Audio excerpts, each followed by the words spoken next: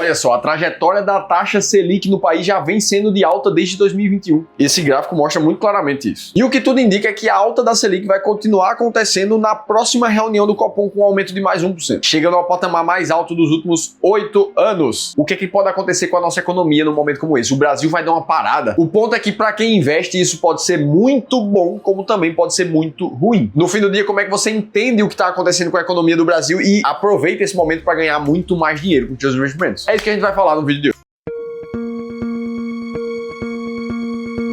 Boa, vamos lá, Selic subindo 1% seria um juro de 14,25% ao ano. E aí eu sei que a primeira coisa que a maioria das pessoas pensa é, poxa, mais de 1% ao mês na renda fixa no Tesouro Selic, olha só que taxa mais alta. Mas na verdade o que a gente precisa analisar é o impacto que isso tudo tem na economia. Porque tem coisas que podem ser boas e coisas que podem ser ruins. São 5 as principais consequências de uma taxa de juro alta em um país. A primeira delas é a desaceleração do consumo e dos investimentos. Afinal de contas, quando a taxa de juros sobe, o crédito fica mais caro no mercado, ou seja, alguém que quer abrir uma empresa, por exemplo, quer pegar um dinheiro emprestado porque não tem o dinheiro todo, fica mais caro para fazer isso. Da mesma forma, os investidores ficam menos dispostos a correr risco. Afinal de contas, por que abrir um negócio de margem baixa, já que eu poderia estar ganhando mais de 14 na taxa Selic? Então é natural que o consumo dos investimentos eles desacelerem. Segundo ponto, a gente tende a ver um controle maior da inflação no médio ou no curto prazo. Já que a economia dá uma desacelerada, é natural que as pessoas queiram consumir cada vez menos e isso dá uma arrefecida no aumento dos preços. Terceira consequência, a moeda do país de juro alto, ela tende a se valorizar. Afinal de contas, na ótica do investidor externo, ele começa a ver, olha só, o Brasil tá pagando mais de 14% de juros. Se eu pegar os meus dólares aqui, trocar por reais para ganhar essa taxa de juros, isso pode ser interessante para mim. Só que nesse processo de câmbio, o real tem mais demanda e tende a se valorizar frente a outras moedas do mundo. Quarto ponto, a gente vê o impacto direto na dívida pública do país. Uma vez que todo o país é endividado e a taxa de juros que ele paga sobre essa dívida é boa parte atrelado justamente à taxa de juros do próprio país. Então os juros da dívida fica mais caro. Quinto impacto, a gente acaba entrando no risco de recessão. Governo gastando mais, economia menos estimulada. Esse cenário, quando persiste por muito tempo, pode fazer sim com que a economia desacelere demais e o PIB comece a se retrair por mais de 2 semestres, que é quando a gente entra na classificação de uma recessão técnica no país. Ou seja, o impacto é direto. E é por isso que os juros são a principal ferramenta do Banco Central para tentar controlar a inflação. Afinal de contas, é justamente essa a principal função de um Banco Central, inclusive o do Brasil, manter a inflação sob controle. E aí, para cumprir a função dele, ele vai variando os juros para cima e para baixo quando precisa. Aí, para a gente entender o que acontece no país com um cenário de juros mais alto,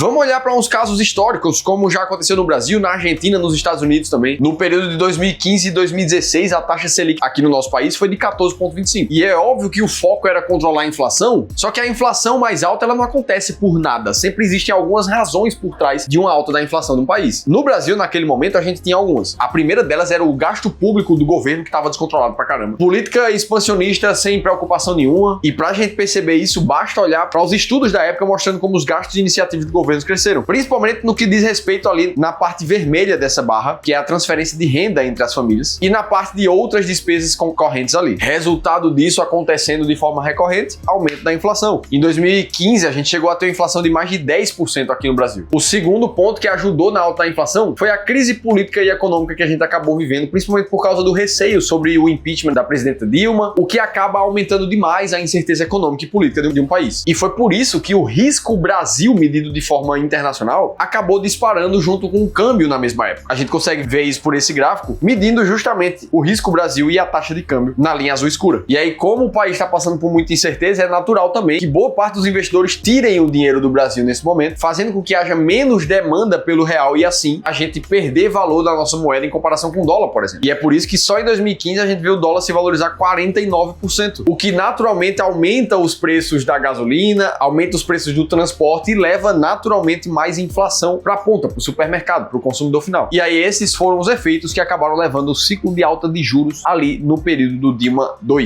Aí vamos analisar agora com números quais foram as consequências desse período de alta de juros aqui no país. Afinal de contas, a gente também tem consequências positivas. A elevação dos juros ajudou a conter a inflação, que começou a recuar nos anos subsequentes, ali depois de 2015. 2016 ficou na casa dos 6% e já já 2017 a gente ficou bem dentro da meta, próximo aos 3%. Agora, as consequências negativas também existem. A gente entrou numa recessão braba naquela época. O PIB passou 2 anos com contrações de 3,8% em 2015 e 3,3% em 2016. Além disso, o desemprego aumentou significativamente, saindo de 6% para 13% aqui no país. Então sim, os juros altos eles servem muito como ferramenta de controle de política econômica. Agora, passar muito tempo com juros desestimulantes desse jeito pode levar um país a uma recessão. Inclusive é o que disse recentemente o presidente da Ciesp. O Brasil não aguenta mais 3 anos de juro alto, alerta presidente. A diferença no momento atual é que a gente não tem uma recessão, pelo menos não ainda. A economia segue estimulada, afinal essa é uma resposta natural de quando tem muita injeção de dinheiro pelo governo na economia. Mas também é justamente pelo estímulo de dinheiro sendo injetado que a gente vê uma dificuldade de controle de inflação. A economia continua aquecida meio que artificialmente. E esse contexto todo não acontece só no Brasil. O Brasil não é o único a fazer esse tipo de coisa. O caso da Argentina foi similar. A gente viu uma taxa de juros chegando a 97% ali na metade de 2023, principalmente visando segurar a inflação que estava descontrolada pra caramba, muito causada pelo gasto excessivo do governo. A gente viu a inflação chegando em mais de 250% em um ano. Um cenário que foi consequência do acúmulo de déficits primários na Argentina nos últimos anos, como mostra esse gráfico. Os próprios Estados Unidos também passaram por um período de juros mais altos. Na época lá dos conflitos do Oriente Médio, por volta dos anos de 1980, onde os preços do petróleo dispararam muito rapidamente. Esse gráfico mostra justamente a cotação do barril de petróleo histórico. E aí, junto com as políticas expansionistas que os Estados Unidos também estavam vivendo naquela época, o resultado foi um pico de inflação que chegou a bater 15% ali no final da década de 70. Consequência disso, foi naquele momento que os Estados Unidos viveram um momento de juros mais alto da sua história, batendo próximo à casa de 20% ao ano. Ou seja, tudo isso faz parte da natureza de uma economia. Não adianta olhar para esse cenário aqui e querer mudar na canetada, ficar puto porque os juros vai subir já que a inflação ficou alta. Afinal de contas, isso seria a mesma coisa de você jogar um objeto pela janela e ficar puto com a gravidade porque o objeto caiu. É simplesmente uma lei natural de causa e efeito que a gente tá falando aqui. Só que é justamente nessas horas, quando a gente traz para o mundo dos investimentos esse conceito, que muitos investidores começam a se perder. E aí a gente vê comentários como esse, ó. Logo na minha vez de investir, comecei em setembro, os fundos imobiliários só caem. Ou, com esse governo carregando o país para a beira do precipício, vai ser difícil as bolsas se recuperarem. E mais o Augusto aqui falando, ó, papo furado, não existe investimento no Brasil. Aí o Daniel, a maioria dos investidores brasileiros sangrou em 2024, esse ano não parece ser diferente para quem permanece em ações. E outras pessoas como o P0 aqui, ó, que falou que por causa do governo ele vendeu todas as ações de fundos imobiliários e comprou tudo em dólar, em ouro e em renda fixa. E aí, poxa, fica a pergunta, você nesse momento tá pensando assim de trocar os teus ativos de risco por ativos de mais segurança, como a própria renda fixa, pagando mais por causa dos juros mais altos? Porque afinal de contas o que a gente vê é uma armadilha que tá na mesa aqui pros investidores. Se toda vez que o cenário econômico mudar, vamos olhar em retrospectiva, que é muito mais fácil de fazer análise, olha o que aconteceu com os preços da bolsa até o período 2015 e 2016, quando a gente vivia aquele momento de juros altos e crise econômica no Brasil. Queda de mais de 40% depois de 5 anos investindo. Agora, imagina um investidor que decidiu vender ações exatamente aqui, ó, onde eu tô passando o mouse. Ora, esse cara deixou de lado toda essa valorização do ciclo de alta que se estendeu na bolsa pós esse período, trazendo uma valorização de quase 200% na média da bolsa. Então não adianta achar que é o movimento mais esperto do mundo trocar ativos que estão caindo por ativos que estão subindo nesse momento. Essa é a receita certa para vender na baixa e comprar na alta. Felipe, então onde é que eu tenho que investir nesse momento? A forma certa de ganhar cada vez mais dinheiro? É isso que eu vou te responder com base em princípios, em fundamentos de mercado financeiro. Inclusive que é fruto do que a gente faz aqui na prática com os nossos clientes do serviço de Wealth, do Clube do Valor, que já é responsável por mais de 3 bilhões e meio de reais dos nossos clientes de consultoria de gestão. Inclusive são esses modelos de carteira de investimento que permitiram rentabilidades muito acima da média. Quando a gente olha uma carteira que teve uma rentabilidade de praticamente 4 vezes o que teve o Ibovespa e o CDI no mesmo período. Tem um caminho claro de como fazer isso aqui, de como saber o que comprar e o que vender e qual hora fazer isso. Agora, se você quiser uma orientação particular, considerando o teu momento de vida, a tua carteira de investimentos, o teu patrimônio atual, aí eu preciso te convidar para participar do primeiro passo da nossa consultoria de investimentos, que é gratuito. A gente separa 1 hora dos nossos especialistas de investimentos para fazer uma análise da tua carteira de investimentos de forma individual, para entender como é que você está investindo hoje e como é que você pode, inclusive, investir cada vez melhor. Para isso, é só você fazer a leitura desse QR Code que está aparecendo aqui na tela em algum lugar, ou clicar no primeiro link da descrição do vídeo. Dito isso, para investir bem em qualquer cenário, você precisa seguir 3 passos muito claros. E o primeiro deles é definir a tua macroalocação, que nada mais é do que a proporção de cada uma das classes de ativos dentro da tua carteira, até chegar num cenário que desenhe algo parecido com isso aqui. Se você for um cara mais arrojado, com mais participação em renda variável. Agora, para investidores mais conservadores, o peso maior vai ficar ali na parcela de renda fixa e ainda assim, focando em manter a tua estratégia de macroalocação, o retorno de uma carteira como essa tem sido bem positivo, na casa de 14% 8% ao ano e já descontado a inflação em 7,8%. Então o primeiro passo é definir o teu modelo e seguir a risca a cada mês. O segundo passo é fazer uma alocação inicial, ou seja, eu quero 20% da minha carteira em renda fixa e inflação, eu preciso agora saber quais são os títulos de renda fixa de inflação que eu vou colocar ali dentro. E existem diferentes estratégias para isso, para ações do Brasil, para ações internacionais, para fundos imobiliários. Na parcela de renda fixa, por exemplo, a gente gosta de utilizar a estratégia da escada aqui no Clube do Valor, que basicamente visa mesclar períodos de vencimentos diferentes na tua carteira de renda fixa. O conceito principal é você ter sempre uma liquidez todos os anos de títulos vencendo na tua carteira. Ou seja, se você tem 50 mil reais para investir em renda fixa, você vai dividir em 5 vencimentos diferentes, pegando 10 mil reais para alocar em cada um dos títulos de vencimentos de anos subsequentes. E o terceiro passo para investir bem, comprando tudo que está na baixa e vendendo na alta, é você seguir exatamente essa alocação mês após mês. Afinal de contas, o mercado vai se mexer e essa tua parcela de 30% de renda variável, mês que vem vai estar diferente. Tua principal função é pegar o teu aporte, os teus dividendos, os teus rendimentos e colocar naquela parcela que ficou para trás. É esse conjunto de 3 grandes passos que permite uma rentabilidade muito acima da média quando você aplica bem as estratégias de investimentos. Mesmo uma carteira mais conservadora aqui, a rentabilidade foi de praticamente 3 vezes o que rendeu o índice Bovespa. No fim, momentos como esse são de muito proveito para quem sabe investir e ganhar dinheiro no mercado de dificuldade. Agora, se você quiser saber como as ações da Itaúsa e TS4 vão deixar qualquer pessoa rica nos próximos anos, aí você precisa assistir esse outro vídeo aqui. A gente contou tudo isso em detalhes, eu vou estar te esperando por lá.